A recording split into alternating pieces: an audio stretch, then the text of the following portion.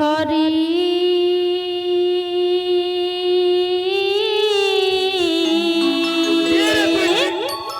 আহা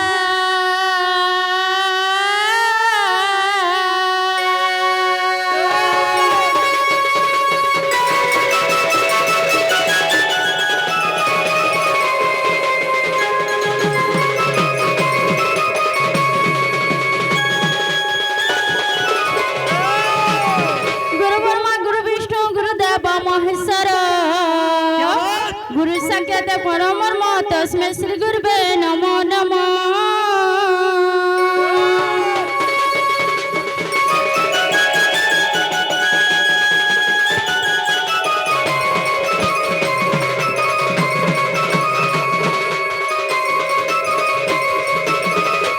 ना गो मामू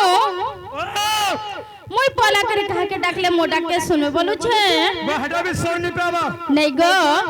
डाको से पेरू पटाके से मन के डाकले सुनु छ क्या फिके बरे मां सते इमा मोहे सहे तोमर महिमा भरी भक्त डाक सुन सवण डरी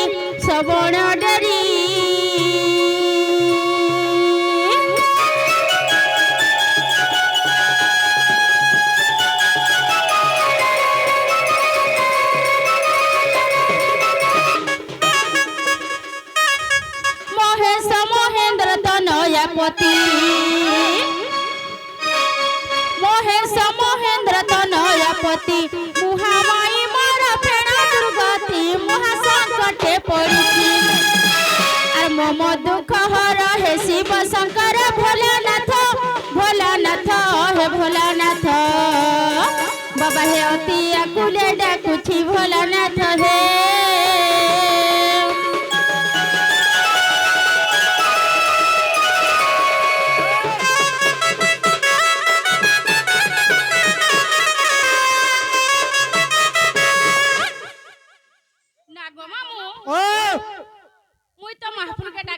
हां हां हेले मोटा केनता नै सुले बोलु छे एमा हंता बसुरी डाकले नै सुनन आर केनता डाकले सुनबे गो ठीक है भक्ति शक्ति लोगिर डाकले जाय मामू गो हंता डाकले एक सुनु छ हां ए मामू हंता हले मुई डाक दउ छे गो एमा ठीक भक्ति सब डाको सते हां हंता ने डाकले नै सुनन बोलो बिल्कुल नहीं सते ओए अरे बम बम भूला वाह अरे बम बम भूला करी दे मेला देख तो जे गाड़सुआ हे गुड़ेर कबान मेला कला से न बोला बाहरी बे ए मामू ए दिली हंदा बोलो छ अरे बम बम भूला कटु गला रे त सब मला भाबरे डाकु छ भूला डाकी दिन गला पति भाबरे डाकु छ भूला डाकी दिन गला बम बम भूला कटु गला रे त सब मला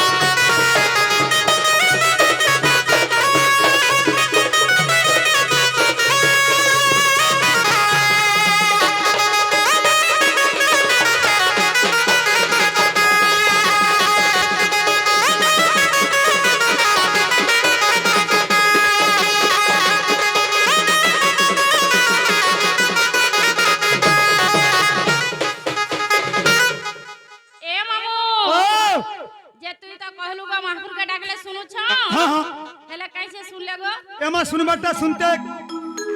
जे तुम मंदिर गए छो पुता हां